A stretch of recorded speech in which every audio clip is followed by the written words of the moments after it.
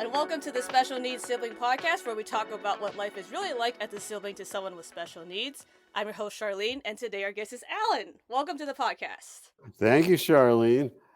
Special needs that already sets our generations apart. Yeah. Uh, if you read Curious Dog, what's the play? What's the movie? Oh, What's the book? the one where the dog is upside down on the book. Yeah, Yeah. the curious incident of the dog in the Yeah, no, I nighttime. love that one. That's such a good one. And they say special needs, special needs, special needs, like using the R word. Oh, I never thought about that. Oh, that's Gets interesting. off the bus and they point down. Oh, special. Any word, any terminology, any term that we use is going to be turned back until we own it. Yeah.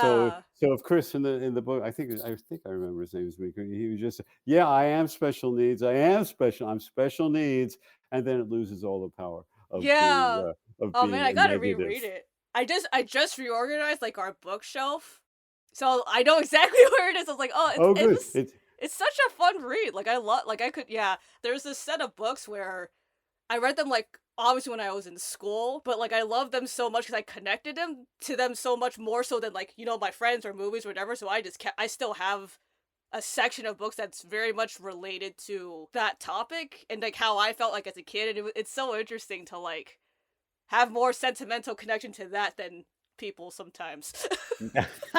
Well, in the curious incident, that's an aggregate of all traits of you, right? Yeah. So, so it's interesting. This is we're not going to get going on anything here because I'm taking you off top, but it came out as a novel, and then they turned it into a play, and Okay. they did it here on Broadway, and at the end the social worker, he says to her, if you remember the book, says, and I could do this and I could do that and I could have this and I could do that. And in the book the social worker says, yeah, because it's true. But in the play the director chose to say, yeah, meaning she didn't think that he would succeed. Oh. So of course I wrote a letter, and Yeah. and Oh I get a gosh. response, and they say, we never answer letters, but we're answering yours. Okay. And they found my arguments understandable, but Uh-huh. the director chose to leave it that he couldn't succeed. And so I told him, well, you know what? I was an actor for 20 years. I said, it doesn't matter what we intend to send to the audience. You're going to have 400 people in the audience. You're going to have 400 interpretations. And so thanks for your time, and let's see what happens. But yeah, I thought that was Interesting. interesting. And I'm sure, oh, Chris was the author. I'm sure the author must have gone nuts. Yeah, that's such an interesting, like, I do remember now that when they announced it as a play, but yeah, I didn't follow it after, because I'm on the West Coast, so, like, you know, not gonna go all the way just for that and, like, come back, which, one day, that would be cool just to, like, oh, I really want to see this show, and then just fly, across the country and see it come back, but, that takes a lot of more time and effort and money than the average person will have. And yeah, and I did see it. Yeah, yeah, there are lots of I like. Oh, what was that book? Oh, you got to wait. I it's a play, Cost of Living. Oh, I don't know that one. Yeah, that one you could read. That I was teaching that for the first time, I don't know, about a year ago, and it was on Broadway, but it was also pandemic, so I couldn't say go see this. After we Oh, finished right. working, I couldn't say go do that because I wasn't going to do it. Yeah. So I missed that. But that's a play that's just a love story, and Mhm. the two couples just happen to have different disabilities. Oh, That's okay. that's the for me that's the best of the best. Whereas you have a TV show, and in the back or in a commercial even Yeah. on TV, and in the background is a guy or a woman pushing a chair, Yeah. uh, and has nothing to do with the product. It's just extra, and Yeah. so that's what we're shooting for. Yeah. Yeah, like the exposure and just like having it like kind of in your subconscious. Before we keep going, could you lay out or tell us about your family structure, like birth order? No, no, no, no. Yeah, yeah. My brother is 4 years younger than I am, so he was born in 53, 1953, and 4 years later, he was at Willowbrook State School. My parents institutionalized him. Mm, And I still remember them telling me why, oh, he's going to be with people like himself. He's going to learn better. And none of that happened. He just yeah. got institutionalized. And so that's the birth order. And then there was a little girl that was aborted because the doctors said, oh, no, that child will probably have disability as well. Yeah. And Oh, I thought, what about me? What am I, chopped liver? yeah. I was first. And, Oh man. I have my stuff, but I so the docs killed that one. And Oh man. that was, yeah, yeah. So my parents lived with, especially when, 16 years later, my brother got out. That's just when Geraldo Rivera, did the expose with Dr. Okay. Wilkins. And they, they had, we didn't see any marks on my brother, when he would come for weekends or come Okay. for a week, but psychologically he was traumatized, Right. like like right now he's in a nursing home because he had a summer of sicknesses. And uh, and why did I bring that up? It's institutional. I forget. That'll Yeah. come back why I It brought was that up. related somehow, I'm Yeah, it sure. was somehow. Yeah, I'm old, so I when I teach very first day of class, I say you have to listen really carefully because I'm going to at some point say, "Where was I?" And I'm going to mean it. Oh. And if you don't know, we're just going to sit here and sort of play ball. Yeah. Oh, that's funny. That connection. Anyway, Freddie got out when he was 16, when he Okay. was 20 years old. But the connection was almost there. Anyway, when we grew up, after our first 4 years together, Mhm. I only saw him every week or every other week. Okay. And my parents essentially took over looking after Fred. Yeah. uh, And it wasn't until their deaths that I became his guardian. And as his guardian, we reconnected. Uh, Oh, I see. uh, so, in other words, I started seeing him every week. Yeah, like much And more frequently. much more. Yeah. Whereas before, I was just a hero with no effort, because I could run, I could throw a ball, and Yeah. I had outside clothes, not inside clothes, and and so when we finally connected great deal more, Mhm. because there were at that time as Eunice Kennedy Shriver would say, sometimes people get lost in the system set up to serve them. Fred had been essentially forgotten. All his talents, because he wasn't that cute little kid anymore. He was an Yeah. adult with adult needs, Right. and so there were major conflicts with his group home where he had been for 20 years, and his family, my wife and I. Okay. And it was a battle, but over a period of two, because his health wasn't being looked after. They were, Fred wasn't the same kid, Yeah. and they weren't the same house as when they started. A lot of them were getting burned out. They couldn't, as you know, they couldn't keep Yeah. staff anymore. No DSPs would stay, Mhm. and so it was like he would have he was due for a colonoscopy because our dad died of it, so he had Okay. a colon cancer, so he had Yeah. to, of course, and he was due for it, and then mom died, so all of a sudden my backup guardianship didn't count anymore. We had to reapply. They Oh, say, okay, weird. so they say That's the strange. state has to okay this colonoscopy. It's just going to save his life, and Interesting. and Okay. so they say it'll just take 5 days. Well, it was like 6 months. They Ri said, Oh my gosh. still new to this. I said, well, how did the colonoscopy? Oh, well, he never did it. Why? Because they said we got in touch. They said they never got the papers. his house was not on top of it. It was an ICF, which means medically oriented, but Okay. they just let it slip. So they Oh. applied again, Oh my and it gosh. took another 3 months for it to hear from. So the state plan is in 5 days we're going to take care of but it doesn't happen. The encouragement for any sibling, and I know this is something we could edit it, I guess.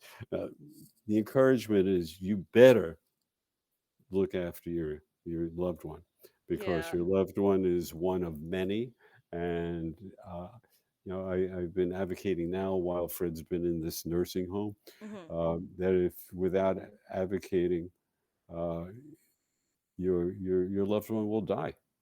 Yeah. It'll just happen. And Oh so man. there's not a choice. I mean, s- there are siblings that can't get involved because they have family or they're on Yeah. the other part of the world, and then you want to get proxies. You want to get people in there who could represent you. And my wife and I, we married late, so we have no Okay. kids, so we didn't have that extra responsibility. We could focus on Freddie. Yeah. Although that first year as guardian, my hair went white, Yeah. and now with this, with I landed in Denmark when my brother landed in the hospital in August, this past August, Oh man. and Okay. so I thought I was coming back, then we weren't coming back, and negotiating the hospitals from across uh, The world. the Yeah. pond, across the pond anyway, Yeah. was now I'm on blood pressure medication. Oh my gosh. So it's so I just salute parents because I never went through that, but this is, essentially acute. It's not chronic, because we Yeah, don't like you it's not can directly correlate it to specific instances of like what's happening and stuff. Oh man. yeah, Yeah. but so I how parents can manage. So I can understand, parents are parents. Uh, no, I can't understand a sibling not taking responsibility Mhm. for their loved one. Uh, Unless there was, that's what sib shops are for, to get all that anger out. Yeah. So you don't take it out on your sibling. Yeah. Uh, it's complicated, but what I've gotten off pretty easily because we finally got Fred into a new group home, Okay. and then a terrific day program where it was very, very, very, Yeah, that yeah. makes a big that makes a world of difference. And then he developed more. We put him in his present group home, and so and we've had really good staff and stuff. So I've been really lucky because his first group home the staff, it's deadly. They they just It's it's such like a roll of the dice. Like when I've talked to people, like yeah, some people they get really lucky, other people they don't get so lucky, and other people they're like fighting tooth and nail. Like it's such like yeah, there's nothing you can do to like get yourself in a better position. Like you're just kind of at the mercy of whatever decide you like are. whatever happens. It's insane. Yeah. Yes, when we did have a bad manager come into one of these homes, we learned you just have to wait it out. And I mean, the last manager of, well, I won't say of which house, of when or what time, but when she left, nobody asked where she went. The residents, nobody Yeah, asked. everyone's like, that's fine. Like, bye. Yeah, I thought that was very funny. Yeah, that's an interesting timeline. So you basically went from seeing him once every other week to once every week to like always interacting with him like over the course of like your whole life, huh? Oh, well, once a week to every other week to, once I was independent of the family, I stopped going. And so there was I just heard about him because, being an actor, that means that you're waiting tables 24/7 or you're auditioning or something. It was, but I think when I first stopped going to Willowbrook, it was because I just needed the break. You know, it's, and so there was a long period of nothing, which is when, dad died, and then and then sometimes I would go, of course, they couldn't go, and I was able to drive, so but then after that, when dad died, and then when mom died, um, it was just, a tacit agreement that I would take over, and then we just connected, and here's the interesting thing, the first lesson I learned, my wife and I went to his group home, uh, and which was in Brooklyn, and we're in Manhattan, which meant renting a car because you don't own a car in the city, and so we get there. I bring up the car thing because that's another reason we wanted to get him into New York City, so I could walk there or go to the subway. And anyway, we go there and to tell him that mom died, and he had seen her in the hospice, and he knew that she was ill, she was getting weaker, and I told him, and this is the first chapter of the book about memoir, and I tell him mom died, and he points to the sky. He says, "I'm next." What do you Oh, mean? I mean, he meant, dad died, mom died, then he's going to die next.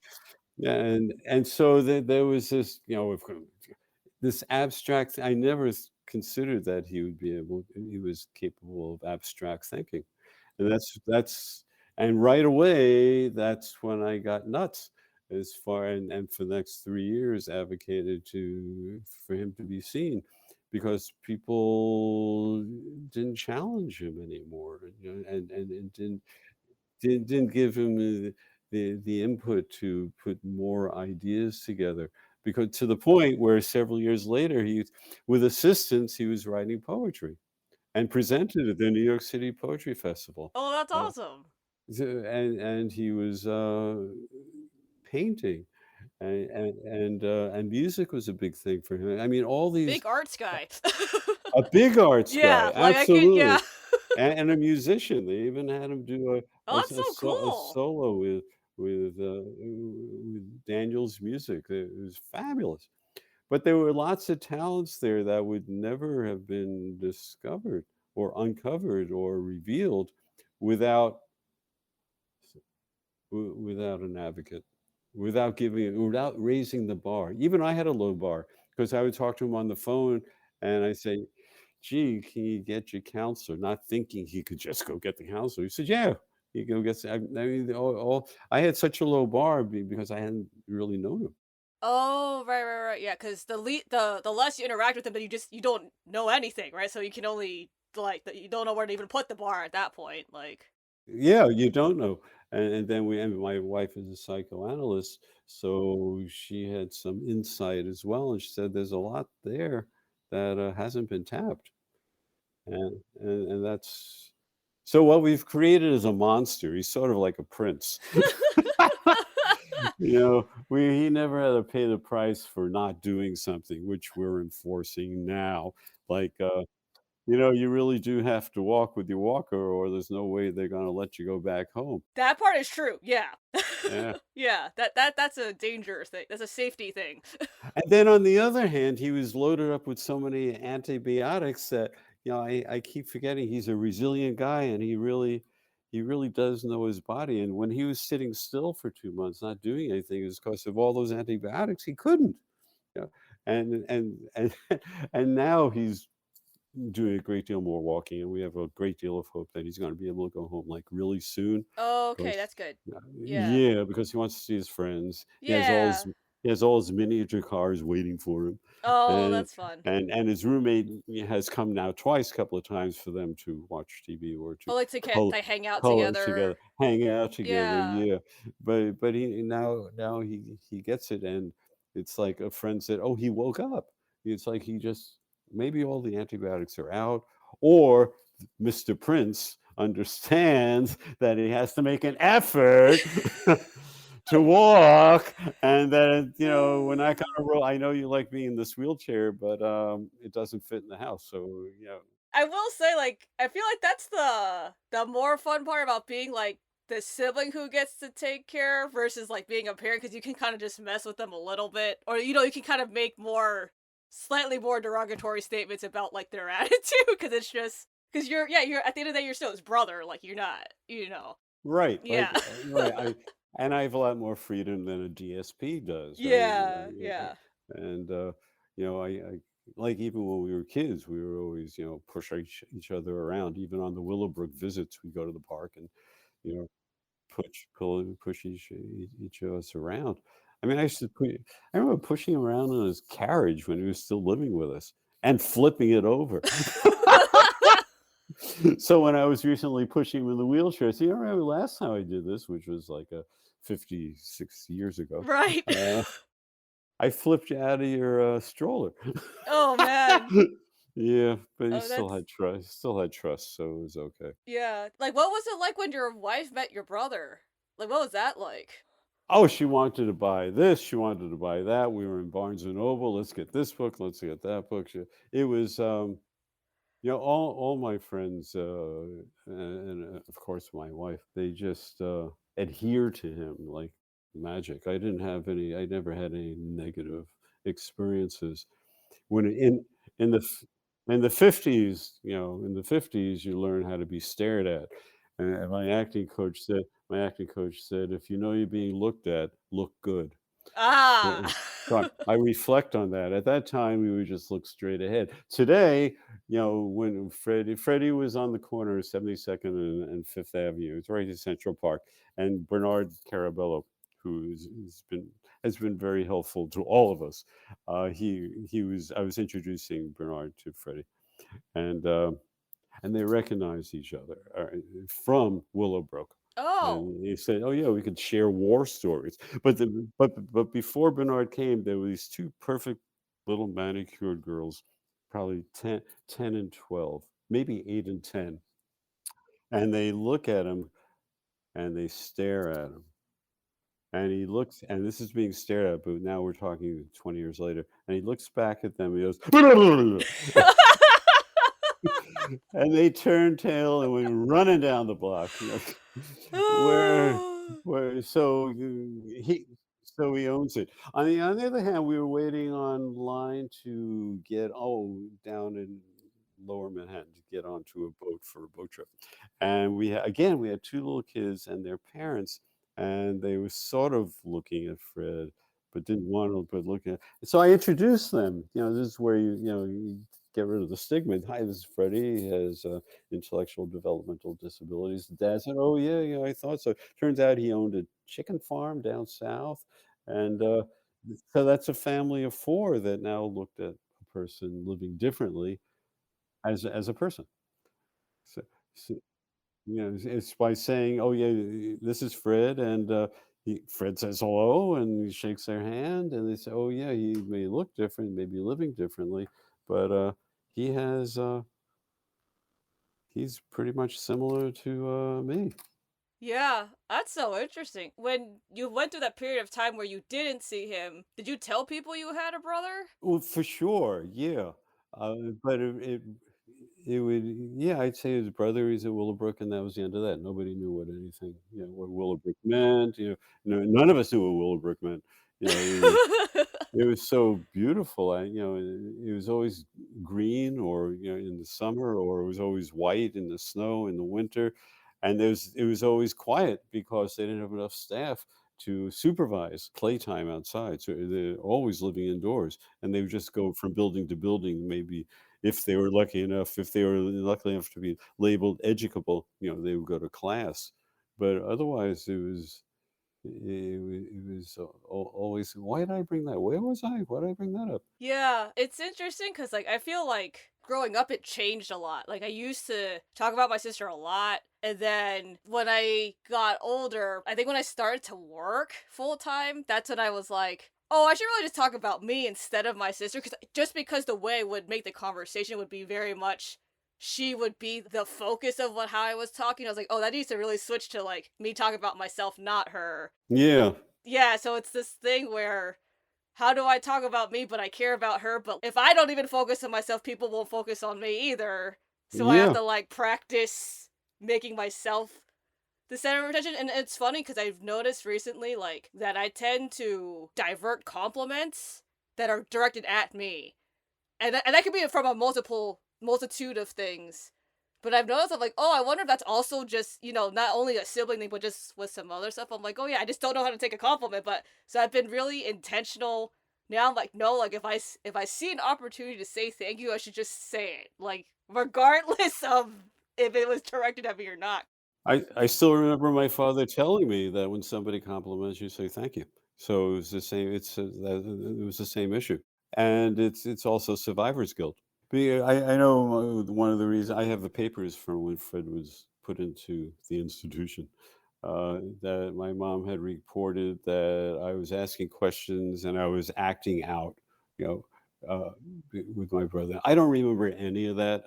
I only remember a really good connection, and when he came to visit, we had really good times together. So I don't recall if my mom had just had an agenda or what she observed was me acting out. I was probably saying, "Why are all these nurses here? Right, yeah, What, because there's what are other all these people in people?" your house, like, that aren't Yeah, you. Yeah, yeah. that seems fair. We're going to a lot of hospitals here, and why is that doctor looking at us with such a sad face? Because that was the day he gave the final news.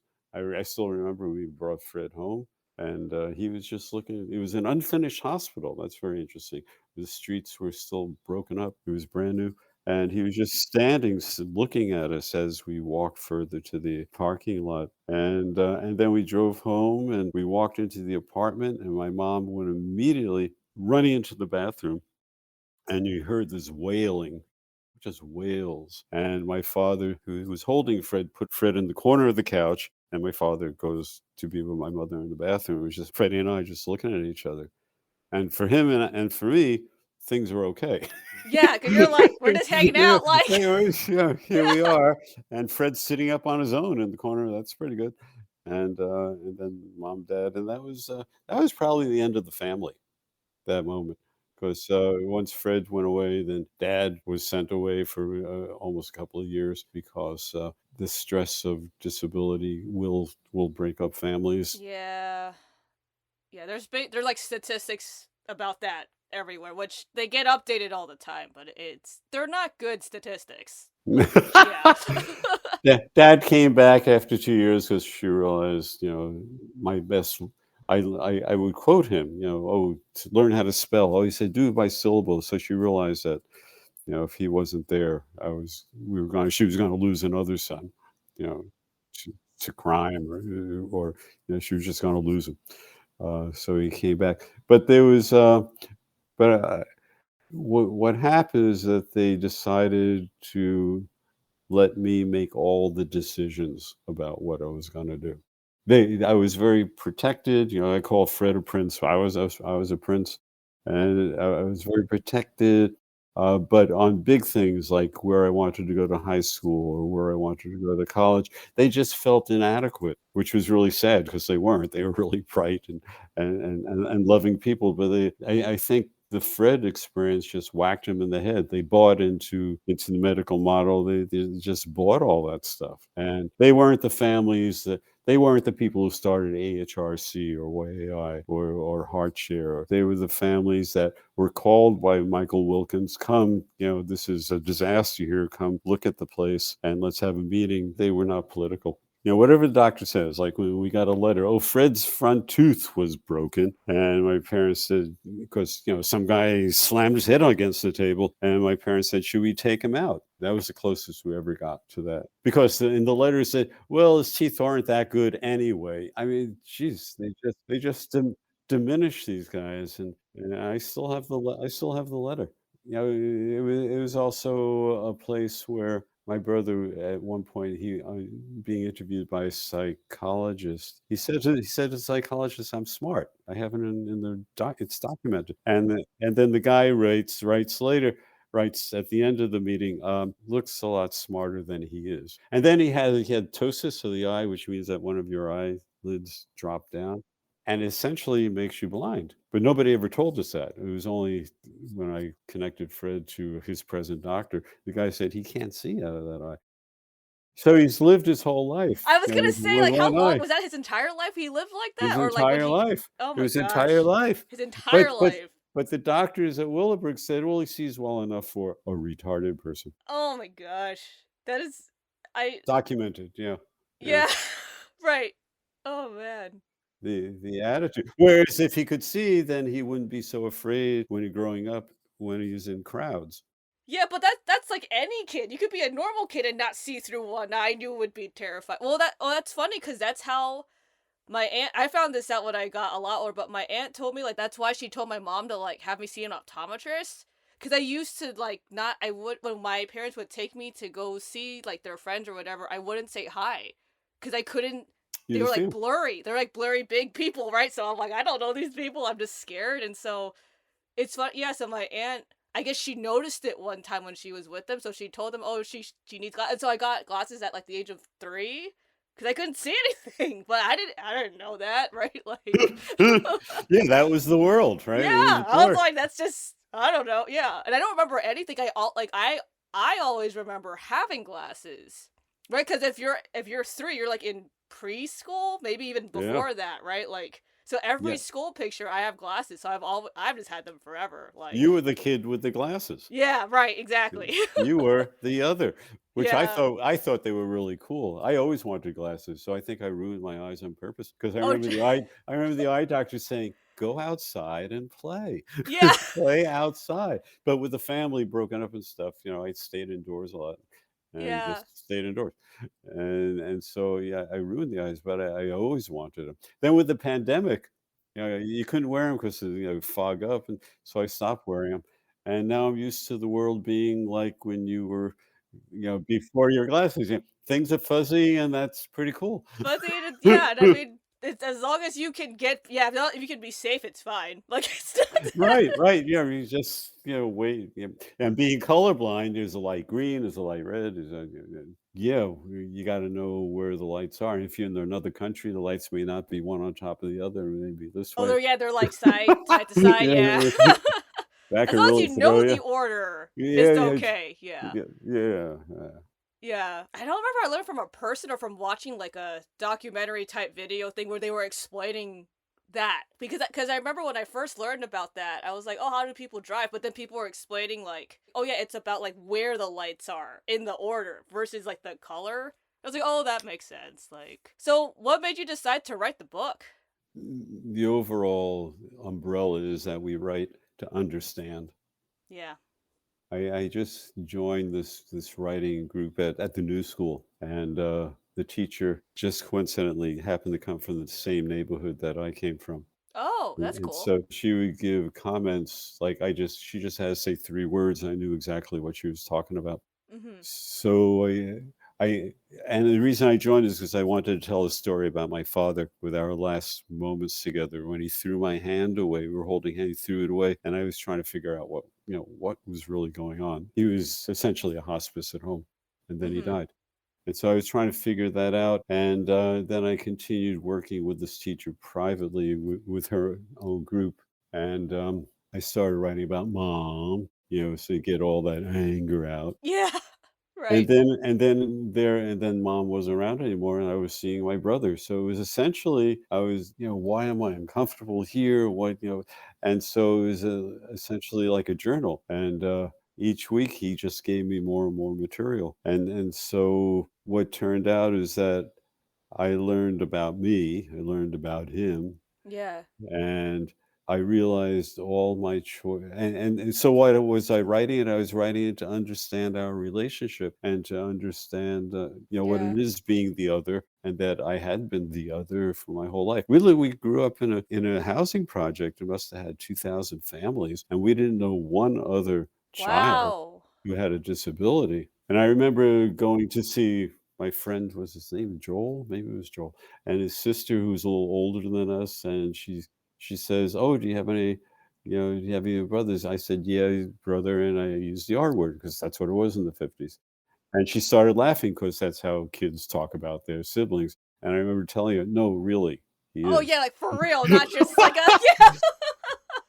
And she was quite compassionate. I was so young, I didn't know what compassion was, but I still remember her look, you know, that it changed the whole story. But yeah, so and we lived there, like forever, Yeah. and then he left. So anyway, so why am I writing a book? Is the shock that Fred pointing to the sky, that blah blah blah, Yeah. and uh, and then I had like little short scenarios and started submitting them, and they started getting published. And so we were spreading the word about life with disability is not a tragedy; it's just another way of living. Right, yeah, yeah. And the chap and they started. I didn't even think of it as a book, but it Okay. turned out to Yeah. be essentially chapters in the book. Oh, yeah, because you're writing them all just independently as part of, like, just your processing and, Yeah, like, you're more of a therapeutic thing more than, like, a and entity to be then read, but yeah, yeah. and you pick up it's a good find. I mean, writing is therapeutic. Yes. It's because I remember writing in one story. Writing is breathing because all of a sudden you're not in control of what the words that are coming out. The words are Yeah, just 'cause it's coming just out. yeah, it's just flowing from your brain, like, to your hands, and it's just going. Yeah, for sure. More than the brain, it's coming from your gut. Oh, There's I'm interesting. stealing that from another memoirist. Okay. She said there's a little animal down there sending up ideas and Yeah. thoughts. And that's how it goes, and you're in the zone. It's like Mhm. sports. You either, you're making the basket because you're just so connected, Yeah. or you're hitting the baseball, or you're kicking the soccer ball, which I didn't get to do because that came after I was a kid, and Ah. but you're in the zone, and I tell Yeah. you, I did lots of writing course, and I told my students, just give yourself permission. You also got to give yourself a couple of hours, and you got to be in a place where it's quiet. Yeah. And if you don't know what you want to write, just write. Alan said I have to write. Alan said I have to write, and finally you're going to fall into it. Yeah, And exactly. That's what I've heard too. You just start with like I'm just sit like you just make observations yeah, about like what like oh the sky's out and it's raining and blah blah blah. Yeah, and you just start and then it'll come like and yeah. you get connected. And if you do it the Yeah. same time each day, or as many days of the week that you can, then once you sit down in that spot at that time of that day, the body just knows. Oh, because you're like training it to like be able Yeah, to do yeah, it at that time. Yeah, yeah. that makes sense. That's another good term that you use. You're training. You're in training. Yeah. It's another sport. Yeah. That's so interesting. Yeah, I found that writing I underestimate how much writing about my feelings towards my family. I think I underestimated how useful that was. Because Yeah, you didn't cuz kill anybody. yeah, like I think that the amount cuz my therapist was like, just write a letter and you don't have to send it, right? You can burn it, you Right, can throw it away, like you delete like she's like you don't have right. to do anything with it, right? But she's like just do it and then just there's no filter, right? And I was like the amount of aggression that I did not know I was suppressing for years, right? Cuz it's when you go through real time, you just nothing's wrong. Where like I love my sister, I love my parents, whatever. Like you kind of just you just keep going. And I think it's when I started talking to people about how they grew up, right? Or like things that they would do with their friends or family vacations. I'm like, wait, I didn't have that. But in a way that made me like, but why? And then you just kind Yeah. of question a lot of Well, things. that's why the writing slows you down. That's why I mean, Yeah. so it keeps you in the moment, and those moments are never lost. Like this Mm. whole thing with the hospital and the nursing home. God forbid anybody in your family goes to a nursing home. Get them out as fast as you can. Okay. I mean, the nurses are terrific, the aides are terrific, but they're just understaffed. Yes. And Yeah. and then your next door neighbor may spend the day yelling, "Help, help," to the point where the nurse will say, That's okay, you could ignore that." How could you ignore Oh that? my What gosh. about especially the boy who cried wolf, that Oh one yeah. time Oh with the yeah, yeah, yeah. Right. yeah. So I'm not writing about that, and so when you slow down, then that's the understanding part. Like you were writing about your Mm. family, and then I was writing about experiences with mom and dad. That Mhm. you understand it as you discovered everything wasn't okay, and that's why I made this choice to go across the world to go to college. Why I ran Mm. away, why I don't like to spend a lot of money on a gift for my sister, and then you're discovering why. Yeah. Yeah. Because she always took the best donut out of the box. Yeah. But it's those little moments that our society doesn't permit us to keep track of because we do six things at the same time. And we don't have time to think. I mean, where I'm teaching now, they're really good to me. And I have essentially some time where I could just think. Yeah. I used to be terrified, like, with being with my own thoughts, like, when I was younger, But I recognize now, like as an adult, like in processing and reflecting on that like it was just because I knew that life was so chaotic and like, oh, we have to make sure we hit this, right? Hit the routine, hit the schedule, hit when to eat. And I knew like my subconscious must have knew at even a young age that if I thought about it with my own thoughts, I would have been really upset and sad. Like I Yeah. must have just known that. Cause Yeah. for years I hated being alone. Like it terrified me. Fast forward obviously like to now and other things, it's been interesting to confront that because it's like, well, now, right, my sister lives in her own space, I live in my own space, my parents live in their own space, right? And so it's now it's me and my husband and then we have time and it's like, oh, like now I have time to like sit and write. I have time to like sit there in silence. I have time to like go around the block and run and it feels so different to process stuff in a way that I have like I can do it the way that I need to instead of like being forced like, oh, in this box and like, oh, make sure you hit all these things and like try to do 6 things at one time. So it's been very different in that way because it's like a pendulum swinging from your life used to be like this and now we're like going to the other extreme where like now your life is like this. But I'm like, I'm okay with that. I like my life now. Like it seems much more calm than it was growing up. Well, it is. They're all, you just got your hubby, Yeah. and you could do stuff to please yourself and even to please him, you know. And life is politics. They told me that in undergraduate school, and even what movie are we going to see tonight is Yeah. is politics because you got to negotiate, Yeah. and the only way not to negotiate is to be alone, and then if you're alone, Yeah. you're shutting down other parts of you. Mhm. And you develop loneliness. Yeah. And you don't want to admit the loneliness, and then you have another facade going up again. Before you have the facade, everything's okay with the family, and then you're alone, and and you meet people, and the facade is that, oh yeah, things are okay, but you're not.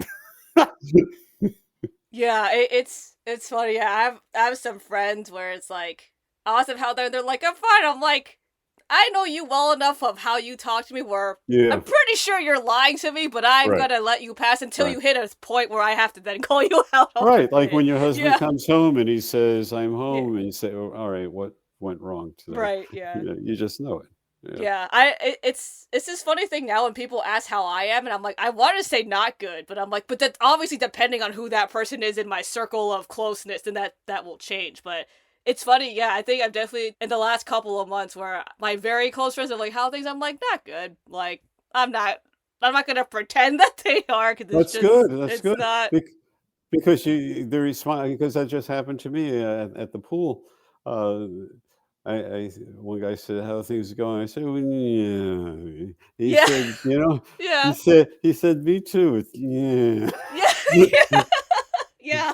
But we've both felt much better Yeah, because no, exactly. Yeah, you kind of have the comfort and like, okay, like I don't gotta pretend. Like we both feel the same. Yeah, there's like a comfort in like that type of empathy with other comfort people. or misery. There's comfort.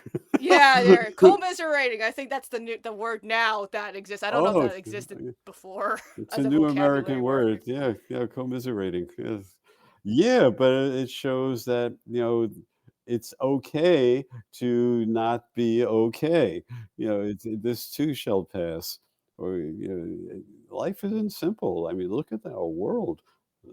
I mean, I keep thinking, well, we're not in the Ukraine, we're not in Gaza, so, what am I complaining about Yeah, here? yeah.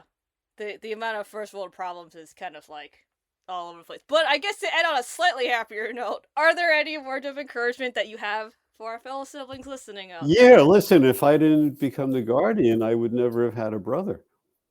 Yeah. So it's we started talking. You better be a guardian because otherwise your loved one is going to go just is going to be forgotten and and will not be all that they can be. But on the other hand, by writing the book, at the Mhm. end, my brother does something independently. He puts his bunch of keys and he gets them onto his belt loop. He loops it on, and for him, it was he slaps his hand. He said, "I did it myself." And so you could watch by being the guardian, you're looking more closely than just being the brother or sister because you're involved with everything, even saying, being the healthcare proxy. And so there's a great deal of joy with successes, especially as you raise the bar. And your sibling won't raise the bar because my brother didn't even know the first time we were on a beach together, he didn't know what a shell was, and he asked, "Can I take it home?" So these are you're making another person's life richer, and Yeah. you're being enriched by the experience. By the way, we took home 3 plastic bags of shells Oh, to this group home for them. I said, "What are you gonna do with all these?" He said, yeah. "We're gonna paint them." Oh, Which is that's what they so did. cool. Yes, I have a lot of painted shells in my house. You want some? Yeah. Oh, that's so fun. So the encouragement is that it's gonna be, especially towards end of life, man. We're training. I mean, our guys are developing and they're living longer because medicine is helping us. So going into the 70s now, but end of life, man, is a problem because it was even 20 years ago when I go to Denmark a lot, and I remember people at one of the agencies I was working with said, what do they do with the medically frail? And you think in Denmark they'd have it all together, and I asked them, they say, "That's funny, we were gonna ask you." Because the only place is the nursing homes, and the nursing homes are not they're not trained to work with they're lovely, but they're not trained I mean the people working in the nursing home, to work with somebody with IDD, or maybe even with CP or autism, they're not trained for that. They're trained to, monitor frail bodies that just stay in bed and don't do much. And Yeah. and so the future, I mean, for me, the next 10 years, if I'm around that long, is we've created people with living differently, and now they're getting becoming frail because of aging. And how do we continue their quality of life? Because right now they're getting dumped in the nursing homes, and there's just not enough staff. There's not enough energy coming at them because they can't go to the special lunch upstairs, Right. because Yeah. yeah, Yeah. and maybe they can participate in a sing along, but the input, the sharing of humanness, just is it's the- it's we're not set up for that. And I know AHRC has a couple of homes now, group homes for people living with living differently, uh, Mhm. but frail. And I know a couple of other agencies that have one or two, but we need many more because our guys are living so much longer. They're not dying at 50.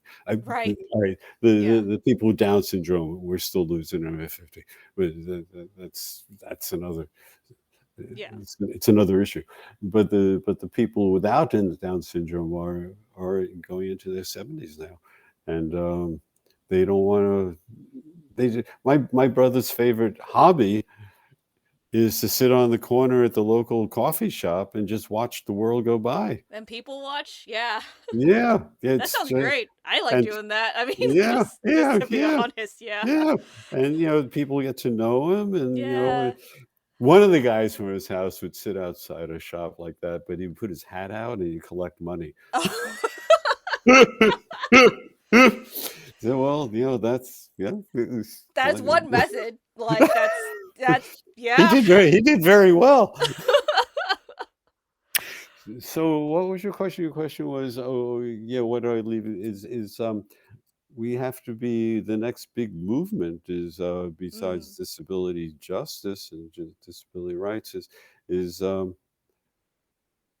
we need to tell the government it's okay to spend some money to have, or more money to have a group home that also can serve uh, if somebody needs something infused. So we have to send them to the hospital.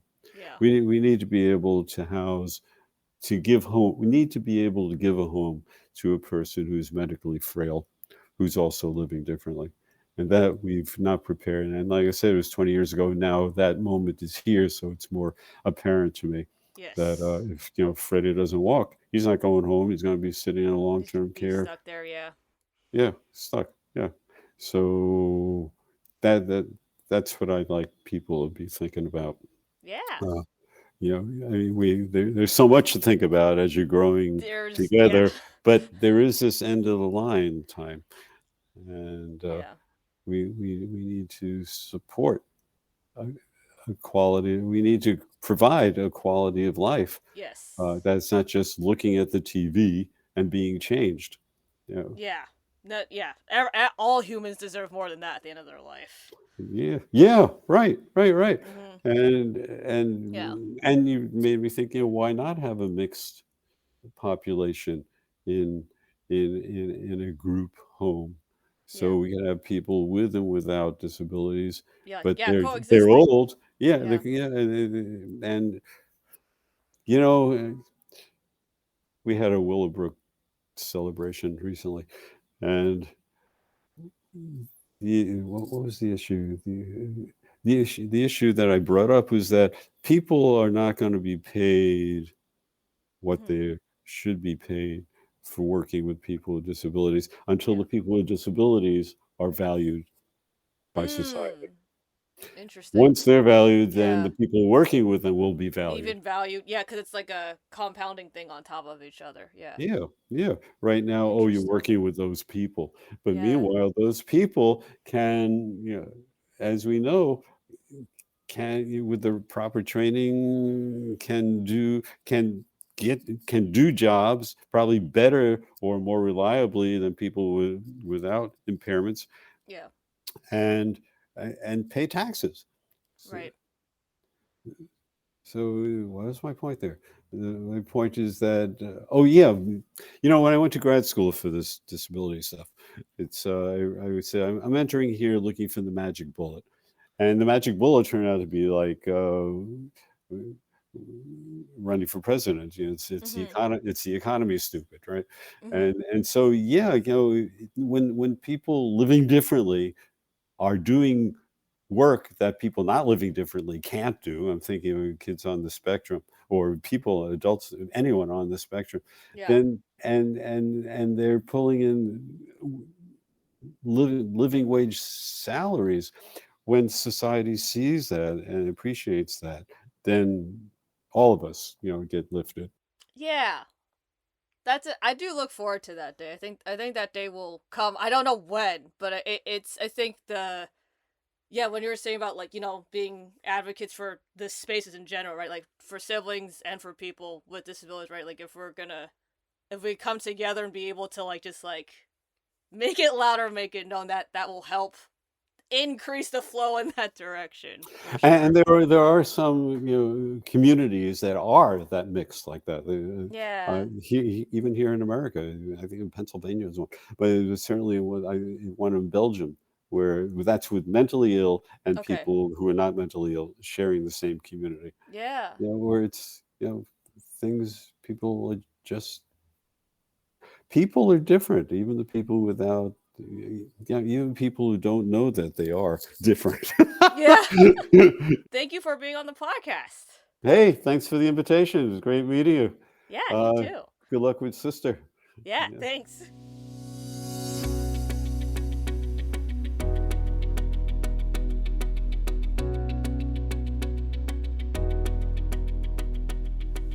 Thanks for listening to the Special Needs Sibling Podcast. I hope you had a good time listening and feel encouraged in your own journey as a sibling to someone with special needs. If you liked this episode, please share it with your friends. And if you want to hear more stories, please subscribe to the show. You can find us wherever you listen to podcasts. Also, the show can't happen without you.